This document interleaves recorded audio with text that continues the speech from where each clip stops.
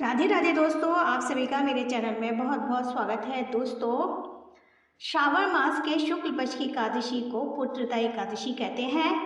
इस दिन व्रत रखने का महत्व पद्म पुराण में बहुत ही खास माना गया है। मान्यता है जो दंपति भगवान के प्रति सच्ची श्रद्धा के साथ इस व्रत को करते हैं, विधि विधान से भगवान विष्णु की पूजा करते हैं, उनके घर में शीघ्र ही बच्चों की किलकारियाँ गूंजने लगती हैं और साथ ही सभी मनोकामना पूर्ण होती है।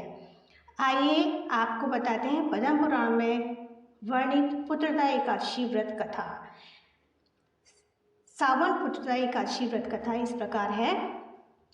युधिष्ठिर ने पूछा, मधुसूदन, श्रावण के शुक्ल पक्ष में किस नाम की एकादशी होती है? कृपया मेरे सामने उसका वर्णन कीजिए। भगवान श्री कृष्ण बोले, राजन, प्राचीन काल की बात है। द्वापर युग के प्रारंभ का समय था।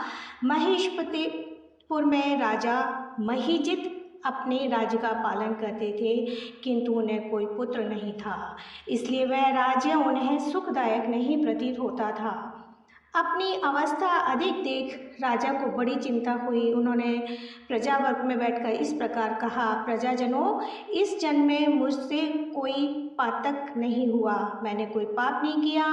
मैंने अपने खजाने से अन्याय से कमा हुआ धन भी अर्जित नहीं किया है। ब्राह्मणों और देवताओं का धन भी मैंने नहीं दिया है। प्रजा का पुत्रवत पालन करता हूँ और धर्म से पृथ्वी पर अधिकार जमाया था, तो दुष्टों को वो बंधु और पुत्रों के समान ही क्यों न हो दंड किया है। शिष्ट पुरुषों का सदा सम्मान किया है और किसी को द्वेष का पात्र नहीं समझा। फिर क्या कारण है जो मेरे घर में आज तक पुत्र उत्पन्न नहीं हुआ? आप लोग इसका विचार कीजिए। राजा के ऐसे वचन सुनकर प्रजा और पुरोहित के साथ ब्राह्मणों ने उनके हित का विचार करके गहन वन में प्रवेश किया। राजा का कल्याण चाहने वाले वे सभी लोग इधर उधर घूमकर ऋषि सेवित आश्रम की तलाश करने लगे। इतने में ही उन्हें मुनि श्रेष्ठ लोमश का दर्शन हुआ। लोमश ये धर्म के तत्व संपूर्ण शस्त्रों के विशिष्ट विद्वान, दीर्घायु और महात्मा है। उनका शरीर लोम से भरा हुआ है। ये ब्रह्मा जी के समान तेजस्वी हैं। एक एक कल्प बीतने पर उनके शरीर का एक एक लोम क्षीण होता टूट कर गिरता है, इसलिए उनका नाम लोमेश हुआ है। वे महामुनि तीनों कालों की बातें जानते हैं। उन्हें देखकर सब लोगों को बड़ा हर्ष हुआ। उन्हें निकट आया देख लोमेश जी ने पूछा, तुम लोग किस लिए यहाँ आए हो? आपके आगमन का कारण बताओ। तुम लोगों के लिए जो हितकर कार्य होगा मैं अवश्य करूँगा। प्रजाओं ने कहा, ब्राह्मण, इस समय महीजित नाम वाले जो राजा हैं उन्हें कोई पुत्र नहीं है। हम लोग उन्हीं ही की प्रजा हैं जिनका उन्होंने पुत्र की भांति पालन किया है। उन्हें पुत्रहीन देख उनके दुख से दुखित हो हम तपस्या करने का दृढ़ निश्चय करके यहाँ आए हैं।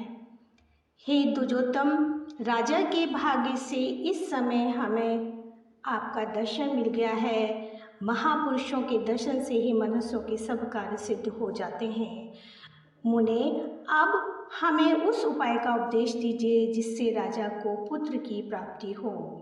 उनकी बात सुनकर महर्षि लोमश 2 घड़ी तक ध्यानमग्न हो गए। तत्पश्चात राजा के प्राचीन जन्म का वृतांत जानकर उन्होंने कहा, प्रजावन सुनो।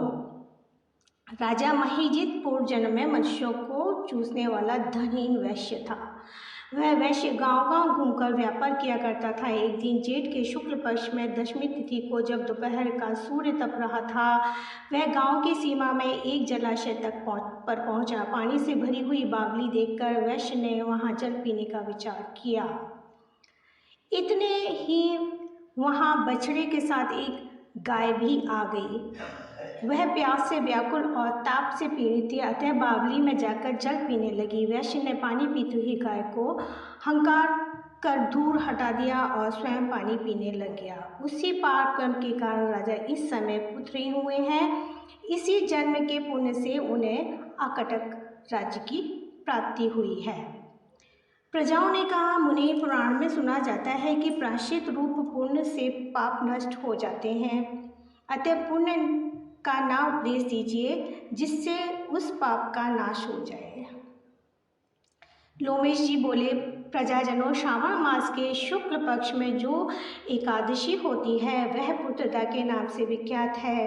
वह मनोवांछित फल प्रदान करने वाली है, तुम लोग उसी का व्रत करो। यह सुनकर प्रजाओं ने मुनि को नमस्कार किया और नगर में आकर विधि पूर्वक पुत्रदा एकादशी के व्रत का अनुष्ठान किया। उन्होंने विधि पूर्वक जागरण भी किया और उसका निर्मल पुण्य राजा को दे दिया। तत्पश्चात रानी ने गर्भ धारण किया और प्रसव का समय आने पर बलवान पुत्र को जन्म दिया। इसका महात्म सुनकर मनुष्य पाप से मुक्त हो जाता है तथा इहलोक में सुख पाकर परलोक में स्वर्गीय गति को प्राप्त होता है। अतः इस कहानी को जो कोई सुनता है, सुनाता है, भगवान की कृपा से उसे संतान सुख की प्राप्ति होती है और मनोवांछित फल प्राप्त होता है। बोलो विष्णु भगवान की जय। भजमन नारायण नारायण नारायण।